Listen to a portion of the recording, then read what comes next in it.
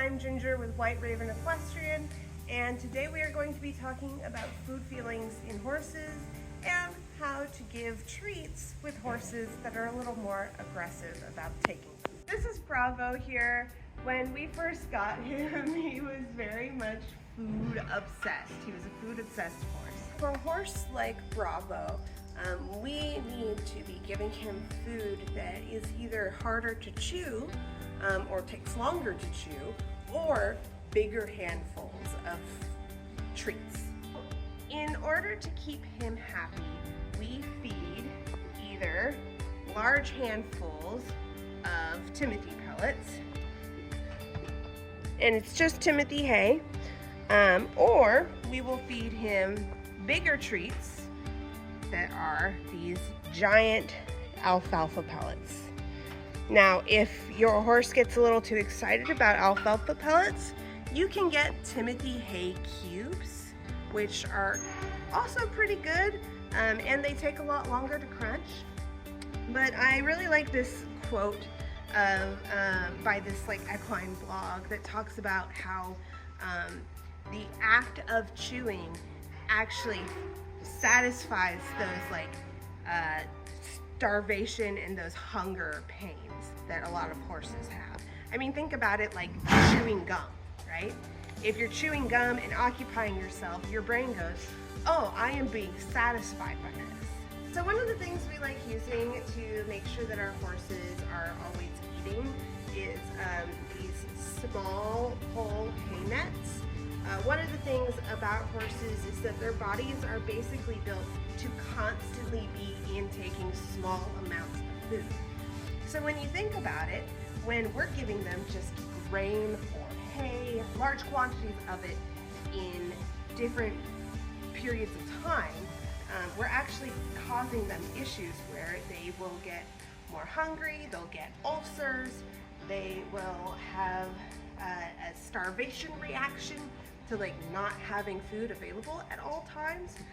So one of the things we want to provide them with is free choice hay. So if your horse can't be out in the pasture 24/7, which is really the ideal, we have things like these little hay balls that we can stuff an entire flake into, which is really fantastic because it keeps them grazing.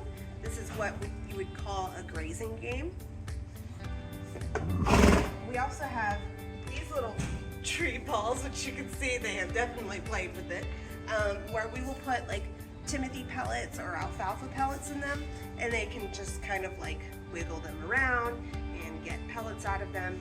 It's a great tool for if your horse needs to be on stall rest. There are a couple things that we want to think about when we are thinking about a horse that is a little more food motivated, and most of it is antecedent arrangements. So we are here in the Pacific Northwest. As you can see, our fields are fairly barren. Our horses are like, hey, come feed me. So we will be getting round bales in the future. But there are a couple of things I wanted to talk about when it comes to antecedent arrangements. Basically, before you work your horse, you want to make sure that they have free access to hay or forage. Out here it's a little barren, like I said, so having round bales, we're throwing them hay flakes right now just so that they have something to munch on, as well as the little pieces of grass that are out here. This is Trace. He has been with me since he is 8 years old. He's now about 14. He is blind in his